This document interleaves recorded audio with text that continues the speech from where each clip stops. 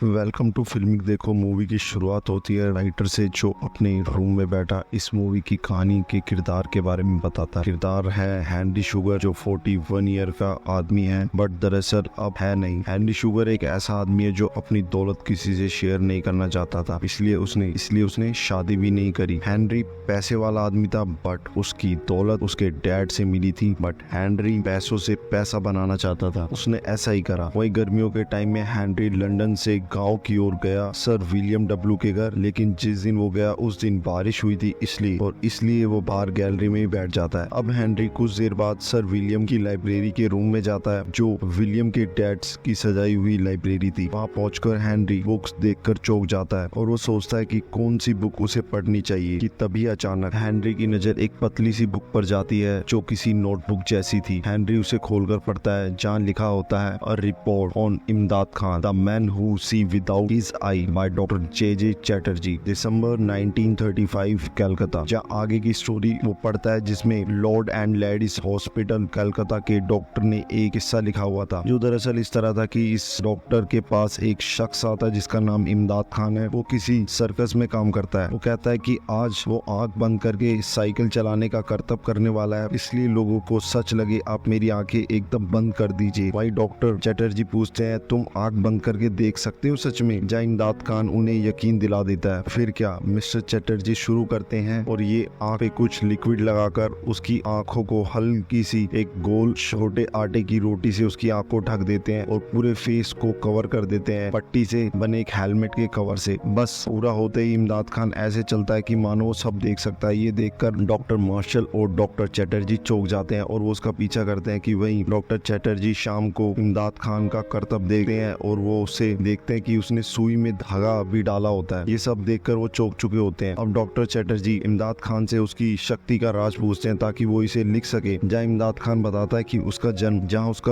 1873 में कश्मीर में हुआ था। उसके डैड एक रेलवे में इंस्पेक्टर थे। एक दिन इमदाद खान के स्कूल में एक जादूगर आता है और उसके जादू को देखकर इमदाद खान कुछ वैसा ही करने की सोच लेता है और मात्र 13 ईयर की एज में वो घर से भाग जाता है, जहाँ वो थिएटर कंपनी ज्वाइन कर लेता है और उसके साथ लगभग 3 साल तक वो पंजाब में काम करता है। वही इमदाद खान ने किसी योगी के बारे में भी सुना होता है, जो हवा में ध्यान लगाकर बैठते हैं। इट्स कॉल्ड कि वो जमीन से ऊपर उठ जाते हैं। उन्हें मिलने के लिए वो गंगा के किनारे बसे शहर में जाता है, जहाँ उन्हें मिलने के लिए वो एक घोड़ा गाड़ी में बैठता है कि तभी उसी योगी का एक शिष्य उस घोड़ा गाड़ी में बैठता है। जहाँ इमदाद खान को पता चलता है, वो चौंक जाता है और रिक्वेस्ट करता है कि प्लीज उसे योगी से मिलवा दे। जहाँ शिष्य उसे देखता है और बोलता है कि महान योगी किसी से नहीं मिलते। ये सुन इमदाद खान चुप हो जाता है और कुछ दूरी पर वो शिष्य उतरता है और जंगल की तरफ चलने लगता है कि अगले मोड़ पर इमदाद खान भी उतर जाता है और उस शिष्य का पीछा करता है, बट वो गायब हो चुका होता है। लेकिन इमदाद खान जिद्दी है, वो लगातार उसका पीछा करता है और तभी घनी झाड़ियों में कुछ दूरी पर इमदाद खान को 2 झोपड़ियां दिखती है, जहाँ वो देखता है कि कोई योगी गुरु है। ये देख इमदाद खान एक पेड़ पर चढ़ जाता है, जहाँ कुछ समय बाद वो देखता है कि योगी गुरु ध्यान में बैठते हैं और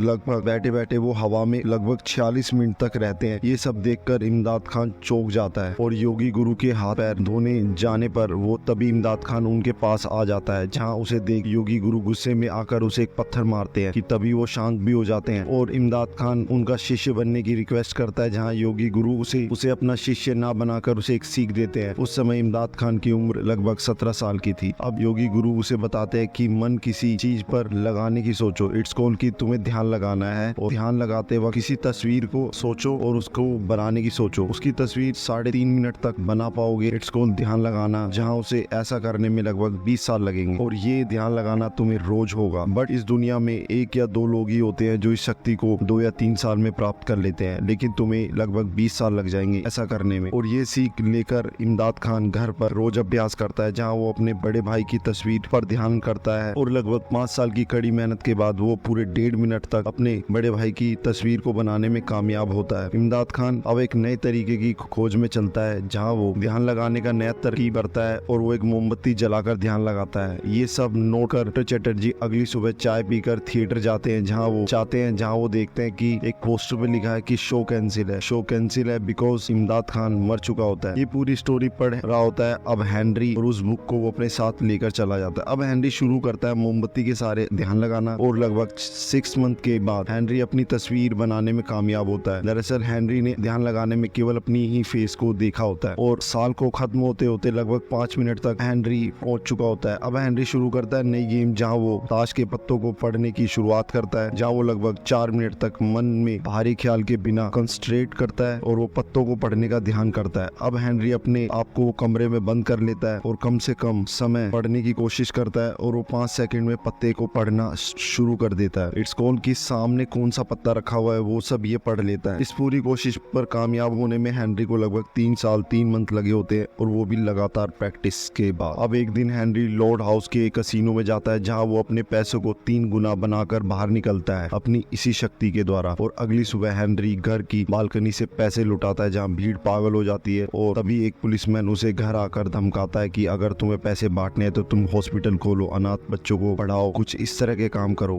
पैसे लुटाने से कोई बेनिफिट नहीं होगा। ये सब सुन के हेनरी चौंक जाता है और उसका मकसद अब यही होता है कि वो यही काम करेगा। अब हेनरी पैसे छापने लगता है, जहां वो अलग अलग शहर जाता है और पैसे छापने लग जाता है। इसी बीच हेनरी एक अकाउंटेंट रखता है जिसका नाम होता है जॉन विंस्टन, और लगभग 1 साल बाद हेनरी जॉन को 120 मिलियन पाउंड भेजता है। अब ऐसे कर करके हेनरी और पैसे भेजने लगता है, और लगभग ये काम करते करते हेनरी को लगभग 20 साल हो जाते हैं। और जहां लगभग 63 साल की एज में हेनरी मर जाता है, उसने अपनी मौत को आते हुए देखा होता है, और बस यही स्टोरी सुनाते हुए लोग होते हैं और ये मूवी यहीं खत्म हो जाती है। तो दोस्तों, ये थी एकदम short movie the wonderful story. आपको ये मूवी की स्टोरी कैसी लगी प्लीज कमेंट करके बताइएगा, और हम मिलते हैं आपको नेक्स्ट वीडियो में। तब तक चैनल पर बने रहिए, चैनल को सब्सक्राइब करना ना भूलें।